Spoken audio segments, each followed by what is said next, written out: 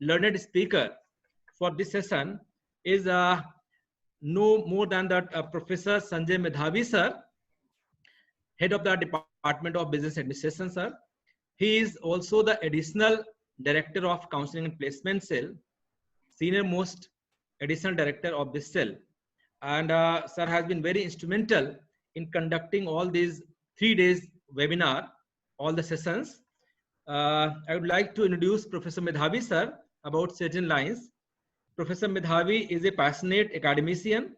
He started his academic career in 1992 with 2 years of industry experience. He is also MCOM and MBA. He is presently head of the Department of Business Administration, University of Lucknow, popularly known as Lumba.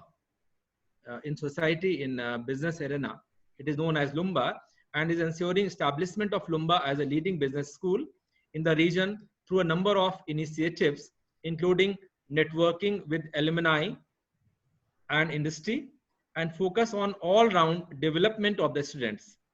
A large number of his past students are now occupying top corporate and academic positions in India and abroad.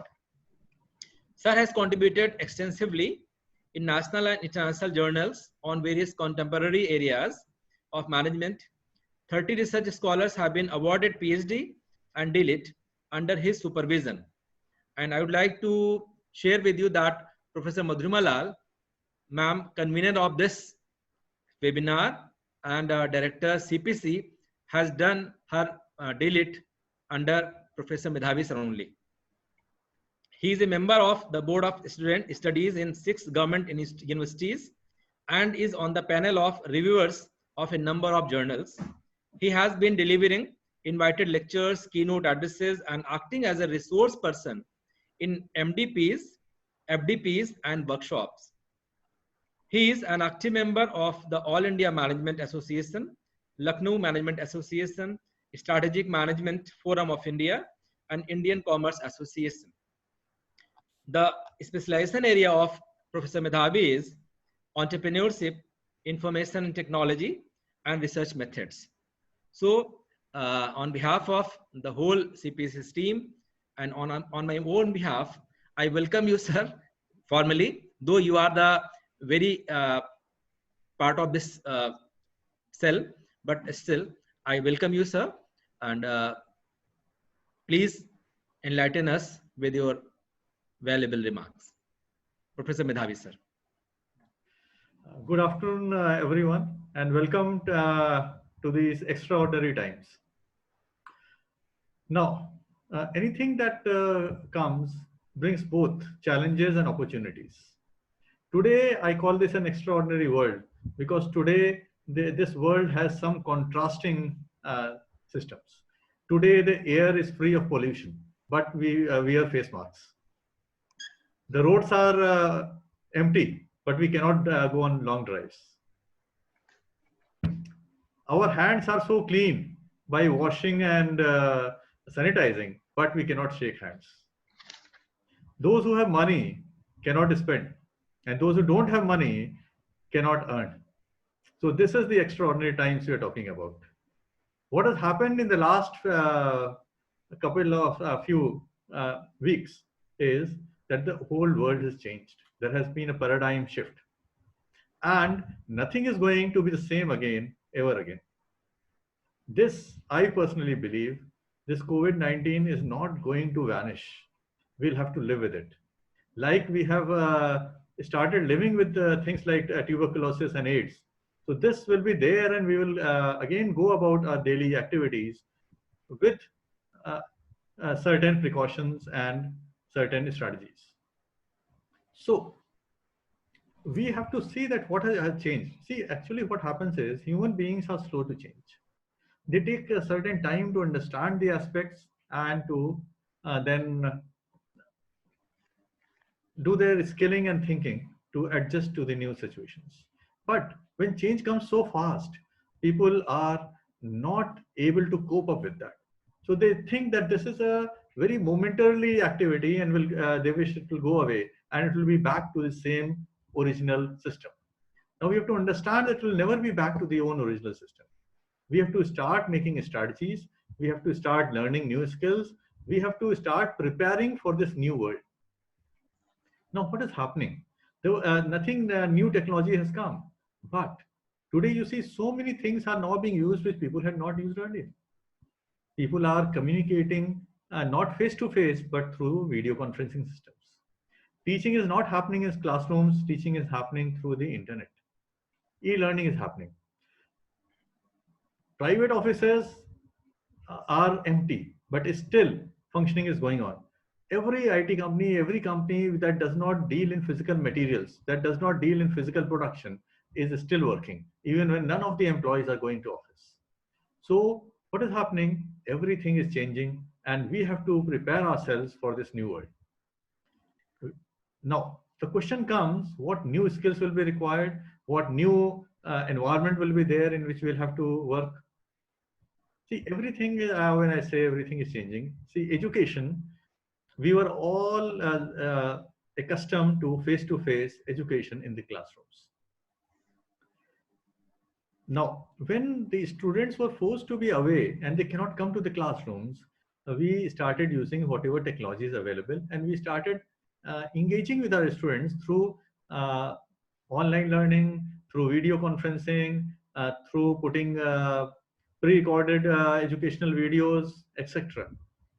Now, I think a lot of students keep on asking, sir, when can we come back and when we will again resume the old ways of classrooms? My answer is, the time will never come. Because as you see, even if we open in July, we open in August, even then we will have to maintain what we call social distancing.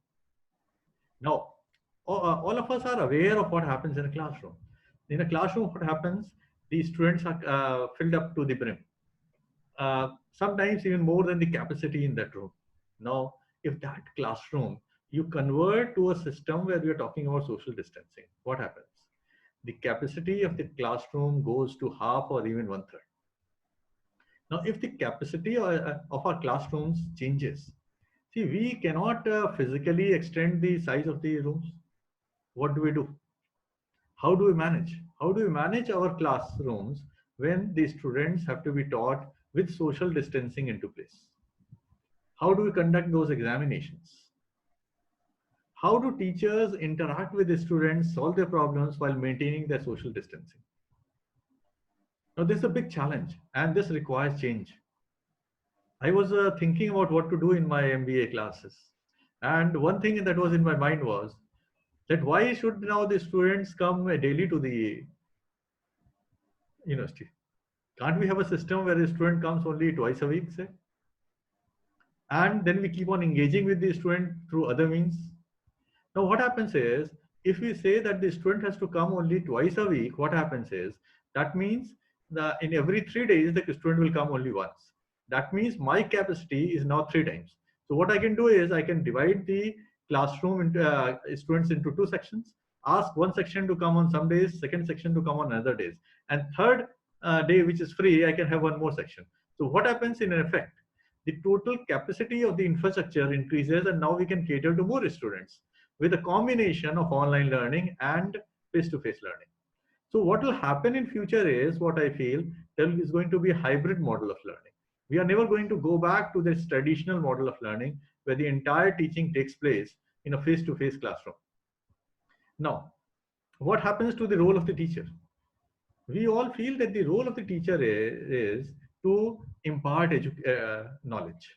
That means the knowledge is already there in certain books, journals, in a reservoirs, and the student wants to learn that, and the teacher facilitates this learning process by making it easier for the student to access this reservoir, transferring this knowledge to the student, and the student engaging in the process of learning.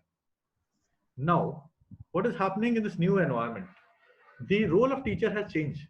The role of the teacher is not only imparting of knowledge, the role of the teacher is now also creation of educational content. Now, teachers for the past life have not been mostly engaged in creating teaching content.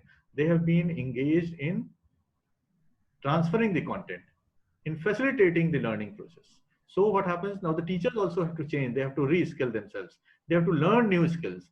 how to record a good video, how to conduct online classes, how to do this as good as they have been doing in a face-to-face classroom. So we require training, we require experience, we require, you can say, trial and error to learn new skills. Now, similarly, from the students' angle. Now, earlier when the students came to education, they had in mind that we have to regularly go and attend the classes. And in the classes, different teachers will be there who will be imparting knowledge related to different subjects. But now what happens is, when a student enrolls for a course today, now the student has to understand that we have to learn a particular domain, a particular subjects, particular topics. And not all teaching will happen in the classroom.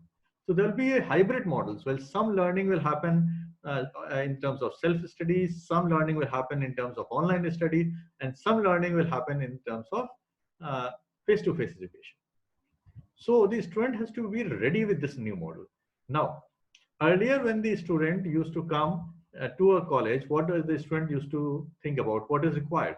What you require are books, notebooks, writing instruments, commuting thing. A lot of students I've seen now they are going to take admission in college universities. They go ask their parents, please buy me a two-wheeler so that I can commute daily. Now, this will change.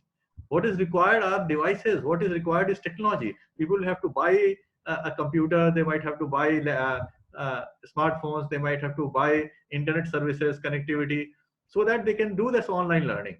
And not only the teachers, not only the universities, every world is changing. The government is putting so much of content online. The publishers are reducing the prices or even to as low as free. So what will happen in future are hybrid models. Now, similarly, it is happening in the organizations. Earlier, in most of the organizations, even when this technology was there that people could work from home, they were not doing it. People were not experimenting, the organizations were not experimenting. Today, what has happened, they were forced to experiment. Now, once they have experimented, the organizations and the individuals have learned what are the benefits of this. For the example, the organizations have now realized that they do not have to spend as much in getting such big, large offices and real estate, in maintaining those offices, maintaining the physical facilities. They can engage more employees, they can get more work done than part of the employees work from home. Employees have understood that they get more quality time with their family when they work from home. They don't spend money in commuting. They don't spend time in commuting. That is saved.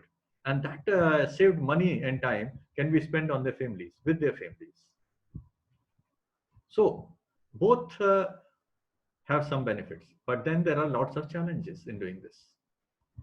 You require secure connectivity, you require secure devices, you require new cyber security softwares and methods, so that the same level of security could be implemented in a work from home situation, what we are used to implementing in a corporate environment. Now, when people are working from home, the only way to engage by their superiors is online.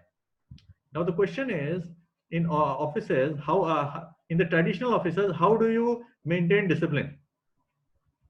You have a attendance system, even say a biometric attendance system. A person comes at certain time in the morning, leaves at certain time in the evening, and you record.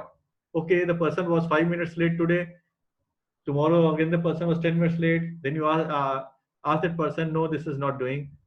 You are expected to be on time. You cannot be late so often. So you ask the person, you please come on time every day. Now what happens in a home office? This concept of time becomes irrelevant. Now we don't have to measure the performance of the people on basis of time, that the person came to the office at this time and left this time, and so the person was in office for so many hours. No, it has to be there on the basis of work done. How much work the person has done. Now whether the person can do it in 6 hours or 4 hours is up to the person.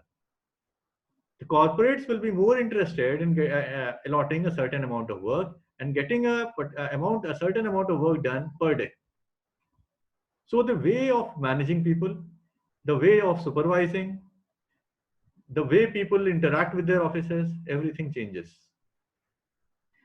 What happens when children get used to their parents being in the house the full day? They start assuming that they are available, and they start demanding their time from morning to evening. Now, this is a challenge. Like in the previous session, someone asked how to maintain a balance between work and life, your personal life. Now, this is going to be a bigger challenge when you work from home, because that physical distancing is not there. Like you leave home in the morning at 9 o'clock and reach office and come back at 6 o'clock. So then you are easily able to segregate that, okay, in the early morning and late evening is my family time and day is my office time. Now, when you are in the home all the time, how do you really segregate your office work from your home life? So we have to learn new skills, new ways of managing our own lives, new ways of managing our work and our family time. Now, lots of things are going to change. It is very difficult to predict everything that's going to change. For example, people might be reluctant in using public transport. So the amount of private vehicles selling might increase. The people may start buying more cars and two-wheelers. They might feel more safer in going in a private vehicle than in a shared public transport. Now, this is one force that is going to increase the number of vehicles on the road, while there's another force where a lot of people are going to work from home that is going to reduce the traffic on the road. So whether the total traffic on the road is going to increase or decrease, it's very difficult to predict. So a lot of companies have already started thinking, like TCS has already announced that in the last next 5 years, by 2025, they will have a system in place where not more than 25% of the employees will come to the office on any given working day. So what happens is, now people are required to learn new skills. When we teach our students in management, for example, we teach them work life, how to manage your work life. We teach them the importance of punctuality. But in a work from home situation, punctuality becomes irrelevant. What is required is that you have to do the work at the designated time. The work has to be done within the time specified and required. Now, whether you do it in the morning or evening or night, no one cares. It's the same like you might have experienced when earlier you used to withdraw the money from a bank. The banking hours were say 10 to 4, and you had to go to the bank between that time and withdraw the money. But with ATMs coming, that timing became irrelevant. Now you can withdraw the money anytime. You can even go at 2 o'clock in the night and withdraw money. The same thing will happen in the work office. If you are have to do something else in the day, you are free to do it. You can work at 2 o'clock in the night and complete the work. Your office will not be concerned about that. They are only concerned that the work has to be completed. Now, what is happening? Someone is asking, what about the earnings of the taxis? It's a very small question. What about the earnings of all drivers if the cars become autonomous? Autonomous technology is already there in the world, and it was being tested. It is only some more time is required for it to be commercialized. Now, what happens is, because of this coronavirus scare, people might prefer to deal with machines rather than dealing with people. And what happens is, people might start preferring driverless vehicles rather than vehicles driven by drivers. So these companies like Ola and Uber may start giving you autonomous driving cars where there is no driver inside. And you might feel safer in a vehicle where there is no other human being inside. So there are very big challenges in front of us. Not these small things that are coming to your mind. The entire world is changing, and it is never not going to be the same again. The offices are going to shrink. When offices shrink, because now they require less space in the offices, maybe 50% or even 25% of what they have. What happens to the entire real estate business? The real estate business is going to crash. The prices of real estate throughout the world are going to crash after this, because companies are going to downsize. They are going to reduce the size of their offices. What what happens to the entire tourism industry? People are not ready to travel because they are afraid. So for the next 1 year, what happens to the tourism industry? No one will want to go and visit any other place. No one will want to go and stay in a hotel unless until it is a very important and it cannot be avoided. So there are lots of industries which are very, very at the brink. What happens to the airlines? People will travel much less. What happens to so many aeroplanes which the airlines have purchased? There may not be so much traffic. What happens to the entire transportation sector? There is a very big challenge now. What has happened? You might be seeing that lots of laborers, skilled and semi-skilled, are now coming back to their native places. Now, what was happening in the country? There were certain, for example, industrial hubs like Gujarat and Maharashtra, where lots of factories and were there. There were a lot of laborers in areas like Uttar Pradesh, Bihar, Bengal, etc. Now, these people who are working in those developed areas, so-called developed areas. Now, what is happening? They are coming back because the factories are closed. They don't have money. They don't have places to stay. They don't have food to eat. So the option they are seeing is that they have to reach back somehow. Now the government is also helping. They are trying to bring them back. So okay, whatever. This is another.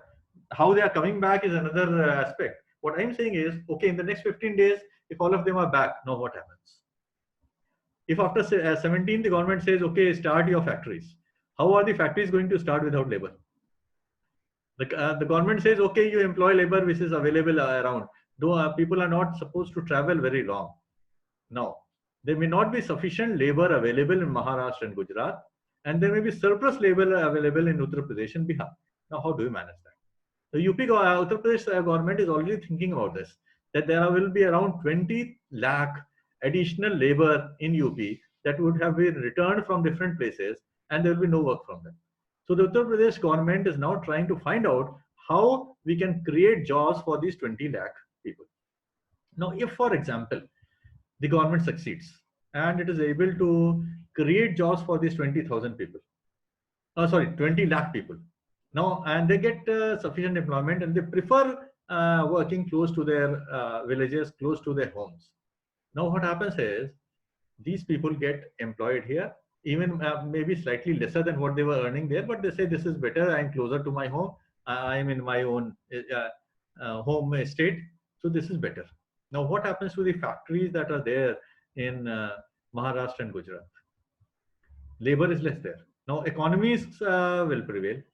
Economics of supply and demand. Now, there will be more demand of labor than supply, so the wage rate will go up. Now, when the wage rate goes up, the cost of products goes up. What we are thinking is that a lot of companies which are moving out of China, some may want to come and establish their factories in India. The government is helping them in getting land and other concessions. But what happens to the cost of wages and labor? The cost of wages and labor increases. So putting up a factory here may not be very significantly cheaper than putting up a factory in, say, Europe. So that price advantage may be lost. These areas in UP and Bihar can use it to their advantage. They can explain to these new companies which are coming that there it is already saturated. There are lots of factories and labor shortage might be there, and you might get more costly labor. You please come to UP and Bihar and put your factories here. Here you'll get much cheaper labor, and you will be able to produce the products at much cheaper rates. Now, what is happening? The technology is a lot of technologies were there which are not being tested, but now they were forced to be tested. Your entire artificial intelligence, 3D printing, biotechnologies. There are so many list of new technologies which are just on the verge, which had been invented, but they had not been commercialized. And these times have forced the commercialization of those technologies. The rate of change which was happening has increased. Earlier, the system was that people used to study up to, say, post-graduation, up to doctorate and all, and then they used to work for 30 years, 35 years, 40 years. And A person who, what the person learned in the first 20 years of his or her life were usually that learning was sufficient to serve the person for the next 30, 40 years. But times are changing. What you learn in your first 20, 25 years may not be sufficient for you to earn your living for the next 30, 40 years. What will be required will be regular relearning and reskilling. So the entire education industry has to gear up to change to this changing demand. Our traditional courses of graduation, post-graduation may not be sufficient to fulfill the requirements of the new industry. New industry wants that the people reskill themselves every 5 to 10 years. So we have to design new teaching methods, new courses, new programs, which help the people in becoming reskilled and refreshing their skills every 5 to 10 years. So all our youth have to be ready that in future, what you learn in the first 20, 25 years is not going to suffice for your entire work life of 30, 40 years. You have to come back to us. You have to come back to the educational institutions and relearn and reskill. Now, how that will happen, how they will engage, whether it will be online, it will be a hybrid model, these models are all coming.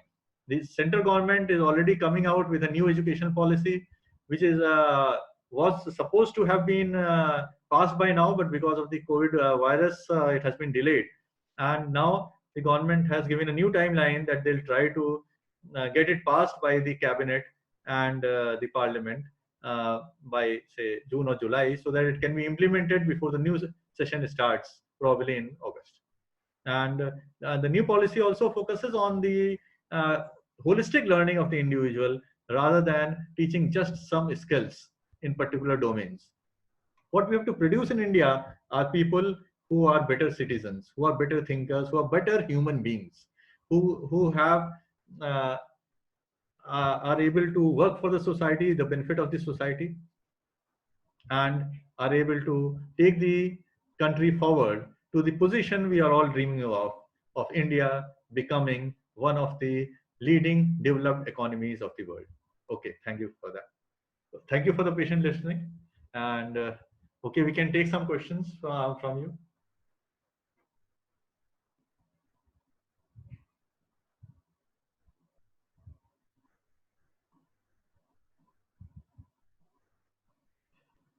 Pawan Arya hai, sorry, Yatharth has asked about the updation of the education syllabus that is already happening. That's what I was talking about, the new education policy.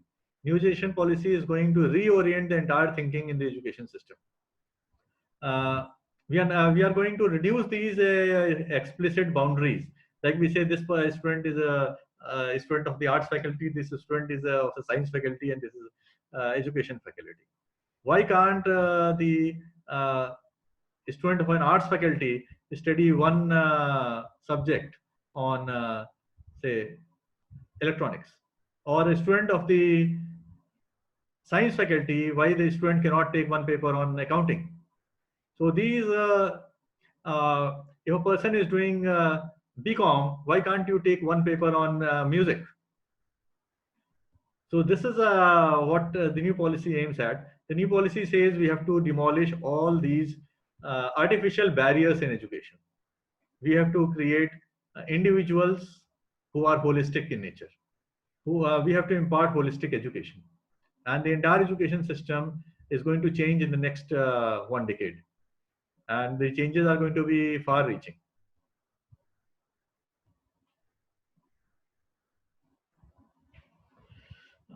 The students are, Ekta Rastogi says that the students are floating in a ambiguity, state of ambiguity and uncertainty. See, the students are not in a state of uncertainty. It is the environment which is in the state of uncertainty. And as I said, human beings are usually slow to adapt change. So what is happening is change is going very fast and we are being left behind. So we have to learn to cope with the times. We have to learn that change is the only unchanging thing in this world. And instead of opposing change, we have to embrace change. We have to take change as an opportunity and try to scale ourselves to face the new challenges. And that is what I'm talking about, scaling, new scaling. All educational institutions will have to do brainstorming. and they have to try to see what would be the new requirement of the society, and then we have to reorient our courses to the new realities. When I'm talking about reorienting, I'm also talking about a lot of barriers being removed. For example, why should a postgraduate course be only 2 years? Why can't you have a 1-year master's degree and a 3-year master's degree? New education policy already talks about it. It says that universities can think about having 1-year master's degree for those graduates who have done a 4-year graduation.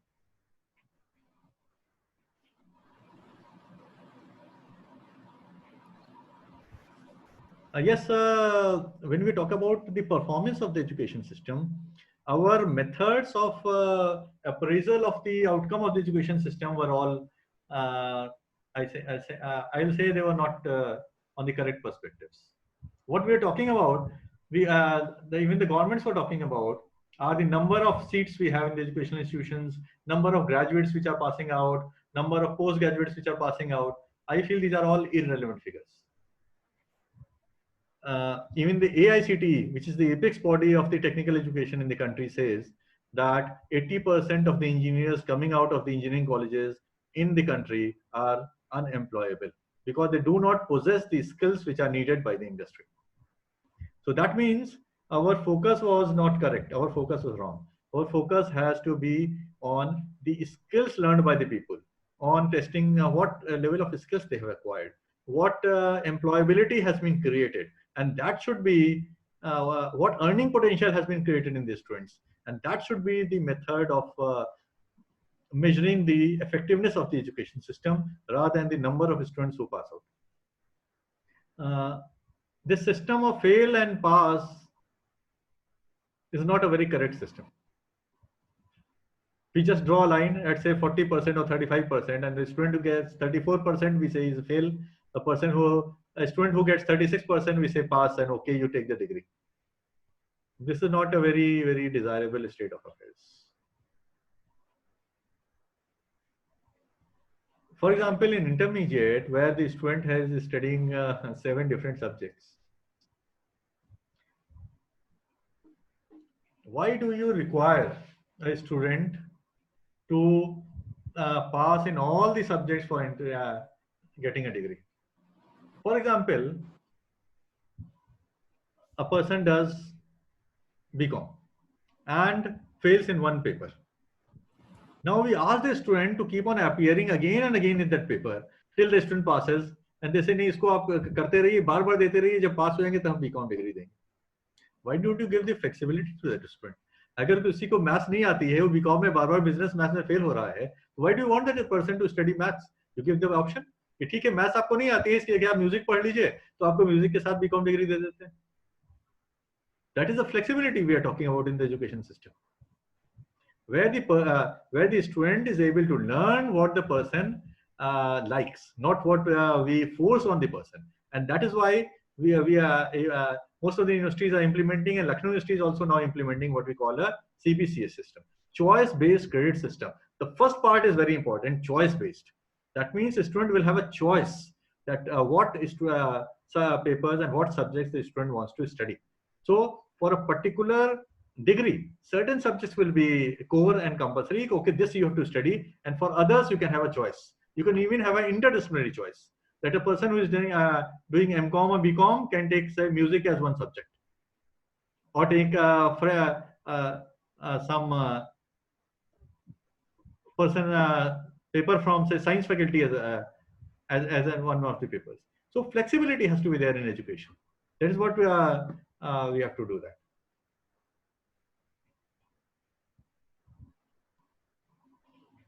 So this question is not related to the topic we are discussing. When the exams will be conducted, see, the UGC has already suggested to the universities that universities should plan their opening in the month of 1st of June if everything goes well as planned. But we don't know what circumstances will be there and how we will have to again reorient it. Right now, most of the educational institutions in the country are planning to reopen on 1st of June. Okay then, thank you all. Thank you for the patient listening.